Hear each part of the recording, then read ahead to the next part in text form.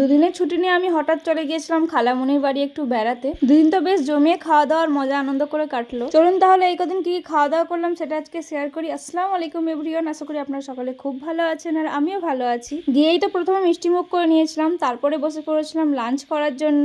লাঞ্চে ছিল সাদা ভাত, চিকেন কারি, মাছের ডিমের একটা আইটেম ছিল আর চিংড়ি মাছের আইটেম ছিল, তবে দুটো আমি খাইনি, শুধু চিকেনটা দিয়েই খেয়েছিলাম। খাওয়া দাওয়া শেষের পরেই দেখি বাইরে ঝিরঝির করে বৃষ্টি পড়তে আরম্ভ করে দিয়েছে। আর খালু এই বৃষ্টির মধ্যে এতগুলো মাছ পুকুর থেকে ধরে নিয়ে এসেছে, একদম টাটকা। চলুন খালামণির বাড়িটা আজকে আপনাদের একটু ঘুরিয়ে দেখায়। চলুন তাহলে মেন গেট থেকে শুরু করি। এই যে গেট থেকে আমরা বাইরে বেরিয়ে যাচ্ছি, বাইরে বেরিয়ে এত বড় একটা বাগান রয়েছে। প্রথমে এখানে কিন্তু অনেক রকমের গাছ রয়েছে।